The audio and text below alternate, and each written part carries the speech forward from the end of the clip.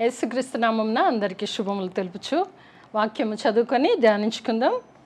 మత్తయి సువార్త 9వ అధ్యాయము 29వ వచనం చదువుకుందాము. మత్తయి సువార్త 9వ అధ్యాయము 29వ వచనం. వారు నమ్ముచున్నాము ప్రభువా అని ఆయనతో చెప్పిరి. అప్పుడు ఆయన వారి కన్నులు ముట్టి, మీ నమ్మిక చొప్పున మీకు కలుగును గాక అని చెప్పినంతలో వారి కన్నులు తెరవబడెను. ఈరోజు నమ్మకం ఉంచి పొందుకొనము. ఇక్కడ గ్రుడ్డి వారిద్దరూ యేసుక్రీస్తు ప్రభుల వారు త్రోవను వెళ్ళుచున్నప్పుడు ప్రభువుని చూచి వారు కేకలు వేయుచున్నారు. ఏమని కేకలు వేయుచున్నారు అనంటే, దావీదు కుమారుడా మమ్మును కరుణించుమని కేకలు వేసిరి. యేసుక్రీస్తు ప్రభుని గుర్తుపట్టిన గ్రుడ్డివారు మనం చూడొచ్చు. అంటే వారు గ్రుడ్డివారు అయినప్పటికీ కూడా ఆయన మాట ద్వారా ఆయన జన సమూహంతో వెళ్ళుచున్న ఆ సమయంలో గ్రుడ్డివారు ప్రభువుని గుర్తుపట్టి కేకలు వేస్తున్నారు. ఏమని కేకలు వేస్తున్నారు అని మనం చూస్తే 27వ వచనంలో, దావీదు కుమారుడా మమ్మును కనికరించుమని కేకలు వేసిరి. అనగా గ్రుడ్డి వారికి ఉన్నటువంటి విశ్వాసాన్ని ప్రభుల వారు చూస్తున్నారు. ప్రభుల వారు వారి కోసమే అక్కడికి వచ్చినట్టుగా మనం చూడొచ్చు. అయితే ఎప్పుడైతే వారి విశ్వాసాన్ని ప్రభు చూశారో అయినను కూడా ఏం మాట్లాడకుండా ఒక ఇంటిలో ప్రవేశించారు. ఆ గ్రుడ్డి వారు కూడా అక్కడికి వెళ్ళినట్లుగా మనం చూస్తాం. ప్రవేశించిన తర్వాత ఆ గ్రుడ్డి వారు ఆయన దగ్గరకు వచ్చారు. ఇంటిలోనికి ప్రవేశించాక ఆ గ్రుడ్డివారు కూడా ఆ ఇంటిలోనికి ఆయన దగ్గరికి వచ్చారు. అనగా యేసు ప్రభువు మీద ఆయన మమ్మల్ని స్వస్థపరుస్తారు, మా కన్నులు తెరవచేస్తారు, మేము గ్రుడ్డివారం అనే పేరును పోగొడతారు అని ఒక గొప్ప విశ్వాసము ద్వారా వారు ఉన్నారు. పొందుకొనుటకు ఆశపడుతున్నారు. ఏం పొందుకుంటున్నారు అని అంటే, వారి నమ్మకము వారి విశ్వాసం ద్వారా వారు చూపు పొందుకుంటారు.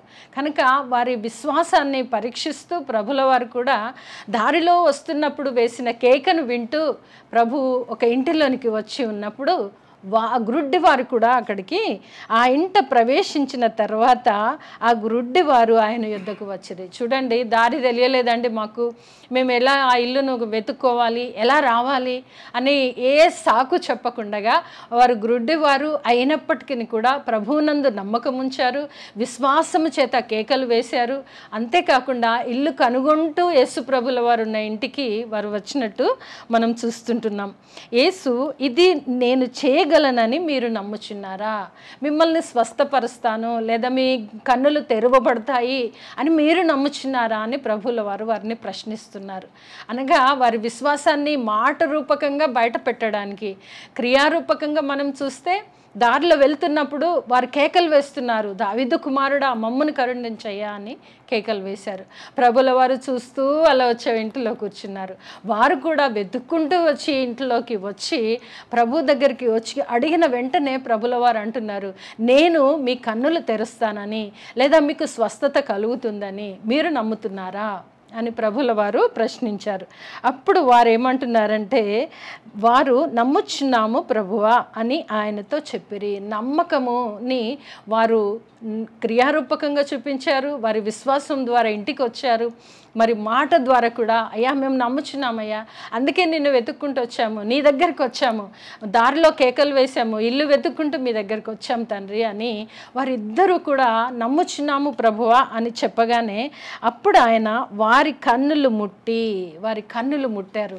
ప్రభువుల వారు మాట చేత స్వస్థపరచగలరు, ఆయన చూపు చేత స్వస్థపరచగలరు. అయినను వారి దగ్గరకు వచ్చారు కదా, యేసు ప్రభుల వారి స్పర్శ వారికి కావాలి అని ఆశపడుతున్నటువంటి ప్రాణాలని తృప్తిపరిచే దేవుడు.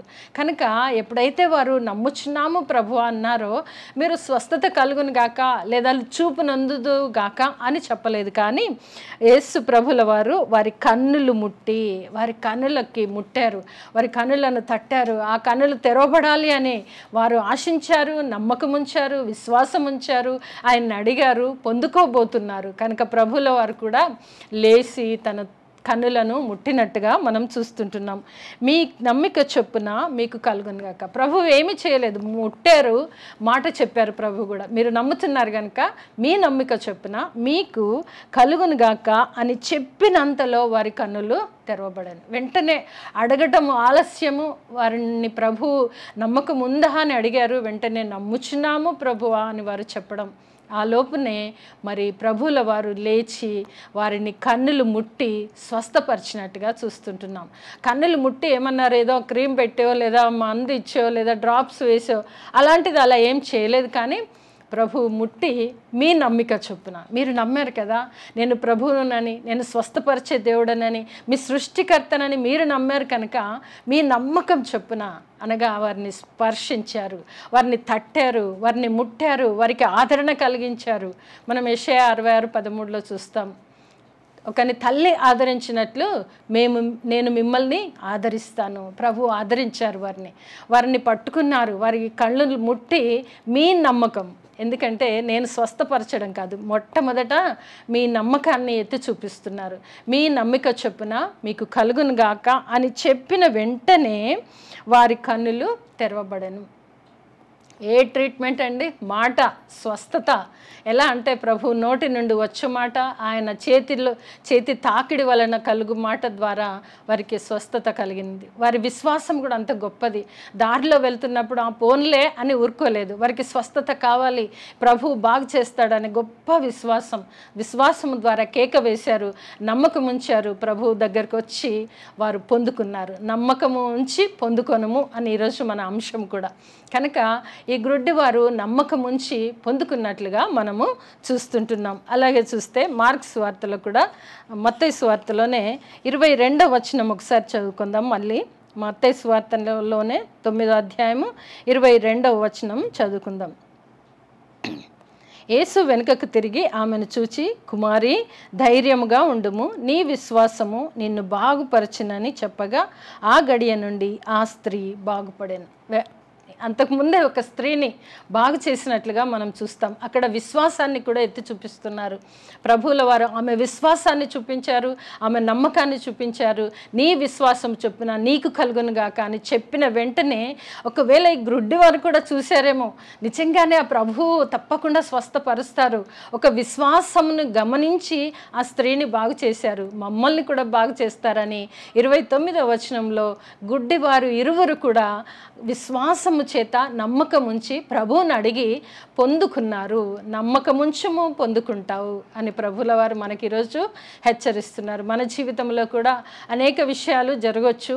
ఆ వాటిలలో కొంత నమ్మకం ఉంచినప్పుడు సమయం ఎప్పుడు ఆసన్నమవుతుందో మనకు తెలియదు. కనుక ఎలాగైతే ఈ స్త్రీ బాగుపడి స్వస్థత పడి తన నమ్మకము ద్వారా, తన విశ్వాసము ద్వారా స్వస్థత పడినట్టుగా చూస్తుంటున్నాము, అలాగే గ్రుడ్డి వారు ఇరువురు కూడా వారి విశ్వాసము, వారి నమ్మకం ద్వారానే స్వస్థత కలిగినదని ప్రభువుల వారు చెప్పడం కూడా మనము చూస్తుంటున్నాం.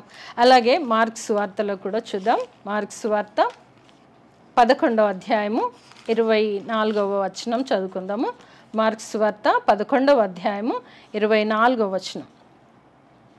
అందుచేత ప్రార్థన చేయుచున్నప్పుడు మీరు అడుగుచున్న వాటినెల్లను పొందియున్నామని నమ్ముడి, అప్పుడు అవి మీకు కలుగునని మీతో చెప్పుచున్నాను అనెను. ఇక్కడ కూడా మనం చూస్తే ప్రార్థన చేసినప్పుడు ప్రార్థన చేస్తాం, కన్నీరు కారుస్తాం, కానీ మనం నమ్మాలి, నమ్మకము మాత్రము ఉంచుము అని ఇక్కడ మనకు వాక్యము తెలియపరచబడుతున్నది. ఎన్నో ప్రార్థనలు వ్యర్థమైపోతున్నాయని అనుకోకూడదు.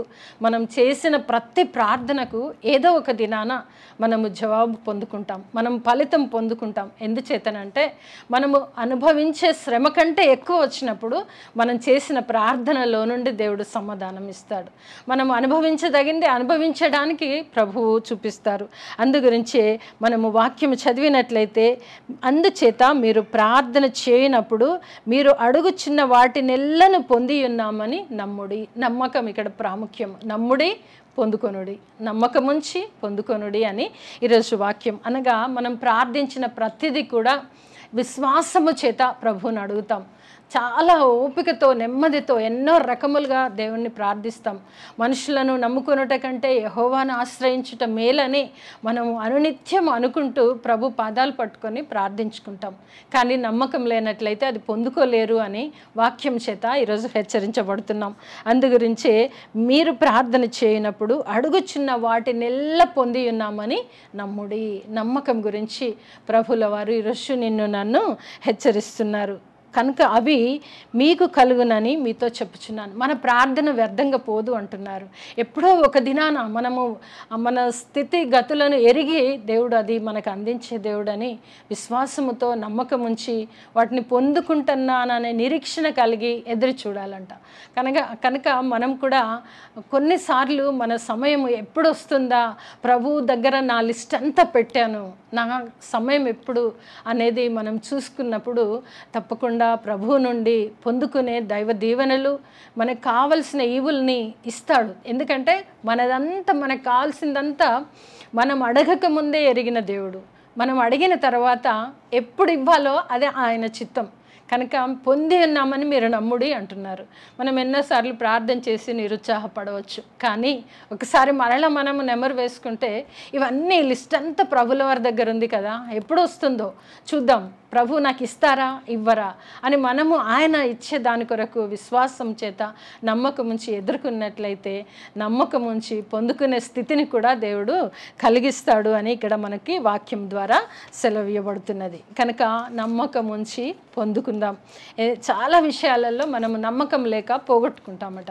కనుక నమ్మకం ఉంచి పొందుకునే కృప దేవుడు మనకు కూడా కలుగచేయాలని వాక్యం ద్వారానే నీతో నాతో ప్రభు మాట్లాడుతున్నారు. కనుక మనం చూద్దాం, హెబ్రీ పత్రికలో కూడా ఒక మాటని చదువుకుందాం. హెబ్రీ పత్రిక 11వ అధ్యాయము 6వ వచనం చదువుతాను. హెబ్రీ పత్రిక 11వ అధ్యాయము 6వ వచనం. విశ్వాసము లేకుండా దేవునికి ఇష్టుడై ఉండుట అసాధ్యము. దేవుని యొద్దకు వచ్చువాడు ఆయన ఉన్నాడని తన్ను వెదుకు వారికి ఫలము దయచేయువాడనియు నమ్మవలెను. ఇక్కడ మనం చూస్తే హెబ్రీ పత్రిక 11వ అధ్యాయంలో విశ్వాసుల యొక్క జాబితా, వారి పేర్ల చేత వారు ఏ రీతిగా ఫలము పొందుకున్నారు, ఎంత కాలం తర్వాత ఫలము పొందుకున్నారో మనకి ఇక్కడ చక్కగా వ్రాయబడి ఉన్నది. అనగా విశ్వాసుల జాబితా, అనగా నా విశ్వాసము ఎలా ఉంది, ఎంత పరిమాణంలో ఉంది. మనము విశ్వాసము చేత ఉన్నట్లయితే ఇది మనము చదువుకొని మనము నమ్మకం ఉంచాలని మనము గ్రహించాలి. ఇక్కడ విశ్వాసము లేకుండా దేవునికి ఇష్టుడైండుట అసాధ్యము.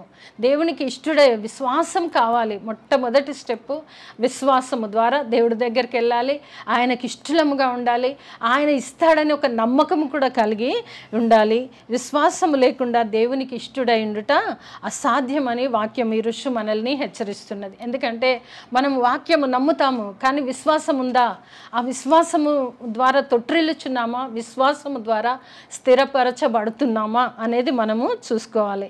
దేవుని యొద్దకు వచ్చువాడు, దేవుని దగ్గరికి వెళ్తాము. ప్రతి సమస్య రాగానే మొట్టమొదట దేవుడి దగ్గర పెట్టుకొని చిన్న ప్రార్థన చేసుకొని తృప్తి పొందుతాము, కొంచెం నెమ్మది పొందుతాము, కాస్త ఊరట కలుగుతుంది. దేవుడు నాకు ఇస్తాడన్నటువంటి ఒక ఆశ మనలో కలుగుతుంది. దేవుడి దగ్గరికి వచ్చువారు ఆయన ఉన్నాడనియు తన్ను వెదుకు వారికి ఫలము దయచేయునని నమ్మవలెను. నిజంగానే కష్ట సమయంలో మనము మన వల్ల కానిది దేవుడు చేస్తాడని విశ్వాసముతో రావాలి. తనను వెతుకుతున్నాం కనుక నమ్మాలి. నమ్మినప్పుడు ఆయన ఫలం కూడా ఇస్తాడన్న ఒక విశ్వాసం కలిగి నమ్మకము కలిగి ఉండాలి. అయితే ఇందులో చాలా విశ్వాసుల యొక్క జాబితా అంతా ఉంది. అదంతా కూడా మనము చదువుకుంటే నిజంగానే అంత గ్యాప్ ఉన్నప్పుడు, అన్ని సంవత్సరములు ఎదురు చూసినప్పుడు వీరు దేవుని అడిగి విశ్వాసము ద్వారా నమ్మకం ఉంచి పొందుకున్నారు. నేను ఎందుకు పొందుకోలేను అని మన మనసులో కూడా ఒక క్వశ్చన్ వస్తే మనము చేసిన ప్రతి ప్రార్థన ప్రభు దగ్గర భద్రపరచబడి ఉంటుంది. మనం కార్చే కన్నీరు కానీ ప్రార్థన కానీ సమస్తము ప్రభు దగ్గర ఉంటుంది. ఒకానొక దినాన మనం చేసిన ప్రార్థన మర్చిపోవచ్చు, కానీ ప్రభుల వారు మర్చిపోలేరు. ఆ ప్రార్థనకు ఫలితము నన్ను నమ్మి నన్ను వెతికి నా దగ్గరికి వచ్చావు, ఇంత పెద్ద లిస్ట్ పెట్టావు, ఈరోజు నీకు ఇది అవసరం అని ప్రభు ఇస్తారు, తప్పకుండా ఫలము దయచేస్తారు అని నమ్మవలెను. ఈరోజు మనకు వాక్యం చేత హెచ్చరించబడుతున్నాం. కనుక వాక్యం వింటున్న ప్రతి ఒక్కరు కూడా ప్రభుల వారు నేను అడిగిన ప్రతిదీ నాకు అవసరమున్న వేళలో అనుగ్రహిస్తారన్న గొప్ప విశ్వాసము చేత నమ్మకం ఉంచి పొందుకునే కృప ప్రభు మనందరికీ కలుగచేయును గాక. ఆమేన్.